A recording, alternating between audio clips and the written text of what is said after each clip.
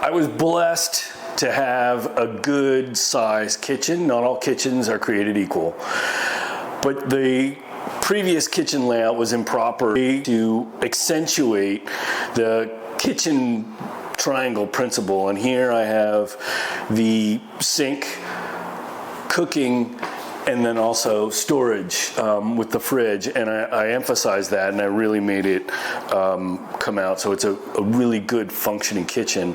But with that also, don't let your contractors kind of determine the design of the kitchen. Think about it and put a plan together. Here I did also add functional lights to create workspaces in the kitchen. So I've got 1, 2, 3, 4, arguably 5 and 6 workspaces with proper lighting to make it infinitely more powerful.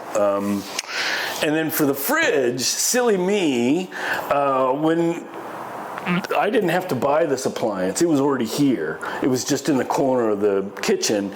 And what I recognized when I was cleaning out the unit after the tenant moved was that it has a water filter and a water dispenser, even though it's not in the door. So that is a super, super important thing for anybody. This I would also call kind of a delighter. So it wasn't even hooked up. So during the remodel, I ran a water line from the filter in the fridge and connected it to the faucet. And now they've got drinkable filtered water in their fridge. And I think that's really, really a small little thing, but also important if you've got a kid or somebody, you want them drinking filtered water. And then another aesthetic thing was adding under cabinet lights. They're not that much more expensive. You have to definitely do it to code and have an electrician put out the right circuits, but it really has a huge impact on the kitchen and the look of the kitchen in the evening or even during a dark day. I added 55% of the cabinet space, including the wall cabinets, to add value. So storage in a kitchen is really, really important. I used the base cost model of the kitchen cabinets themselves. In a prior kitchen remodel, I used a higher end kitchen cabinet manufacturer and I paid 3 times the cost. So in this kitchen, I was able to reduce the cost to 1/3 of what I spent, and then I got more cabinets. And it's just a real basic off-the-shelf cabinet, shaker style, that was pre-assembled, and it saved a lot of money on assembly, and it saved a lot of money for the install. So, and then just adding some basics. I didn't buy a spice rack. They're kind of expensive. It's really nice, but what I did do is I put in a smaller cabinet so you can put your flatware down here, and this could also be maybe even a makeshift spice rack. Who knows? It's up to them. I took a hit with the appliance. Some of the appliances in here, I'll show a dishwasher and the stove. These are new to this kitchen, and that just adds infinite appeal because they're stainless steel and they look nice. But this was a lower cost model. I'm not optimizing. It's even nicer than what I have at my house, but I wanted to minimize costs and then just add some aesthetics or appeal to this.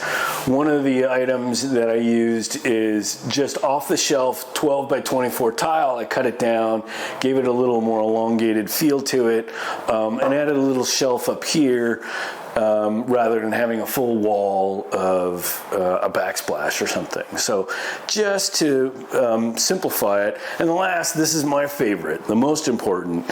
For any kitchen, having the right cabinet hardware and the right makeup is really important. This is infinitely more appealing by having drawers because you can organize your kitchen utensils, cookware, etc. And when I'm organized, I feel much better, and everything has its place, and you can put it away. So, I did an audit about 1 in 8 rental listings in my market actually had drawers. And so that's an important thing, because it's kind of like what I call a delighter, where you're exceeding expectations by having something there. Because I've rented kitchens myself where it was just a base cabinet. Everything was a base cabinet. You had to bend over, put your stuff in there, take it out, etc. So these were some of the items that I used for maximizing the appeal. To minimize the cost, it was the cabinets.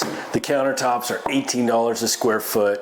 If you go stone, it's better, but you're going to pay 3 to 4 times that for the labor, for the materials, and for the labor to install it. And then using off-the-shelf materials reduce the costs. And then also, really popular these days is a linoleum click lock plank-based flooring that just wears really well. It's about $2 a square foot for the install, which is fantastic, and then it was a little over $2 a square foot for the material costs themselves. And I've had it installed in 3 of the apartments in this property, and they are amazing, and they wear really well. And not only that, if I need to replace them, I can just easily replace some planks that maybe they get scarred. But this is a linoleum product. It looks great, but it wears really well, and that's a really important thing. And then the only other thing I want to say about this is what I'm trying to do is also systematize this property. So I'm putting like materials in all the units, and I'm also using off-the-shelf materials as I test, because I don't want to order things and have things on back order, etc. when I'm doing a rehab or a remodel, but I want them instantly ready, and I can go into a store and pick them up. So this I can pick up. These cabinets I can pretty much pick up for the most part, and I think that's a really important strategy that I've been employing. All the styles and the aesthetics, the color paints, the materials, the textiles, everything for all the units are at market, an appeal, but they're off the shelf. Makes it more flexible for me as an investor. One of the other appliances that I purchased besides the oven was the dishwasher, and this is a super powerful appliance to have. When I did a audit of competing rental listings online, about 40 to 60% of the units did not have a dishwasher. It costs money to install, but since I was redoing some of the plumbing, it was really important.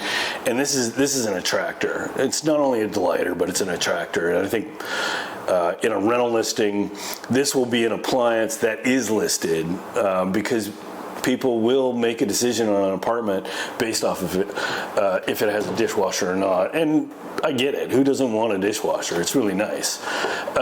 This is a light working dishwasher, so it's a lower cost model, and that's important for me to save. But once I get all the items connected, the water supply, the drainage, and also installing it to code with an air gap, I can replace this at any time, and it's not a Herculean or costly effort to replace it, other than buying the appliance and connecting it.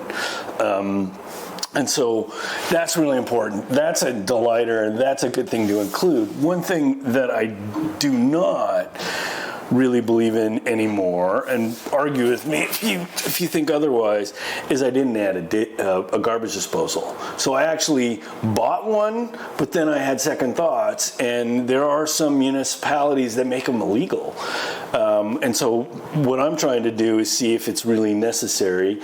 I don't use one at home, and we have a really good compost and recycling program here, so it puts added stress on the waste management system. So I was removing it, and it's also one additional thing that I have to repair that could break.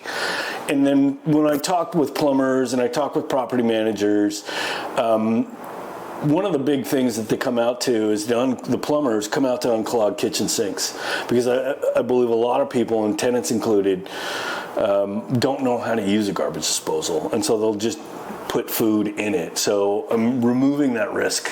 I'm mitigating it by taking it out. If a great tenant who applied for the apartment really wanted one, I'll install it for them. I'll pay for it, but they'll pay for the installation. And I'm using that as an experiment. I was able to rent this unit without somebody saying that, but I'm happy to do it. I just would prefer not to, because I don't think it's good for everybody. Yeah, so that's the lighter, maybe not even necessary.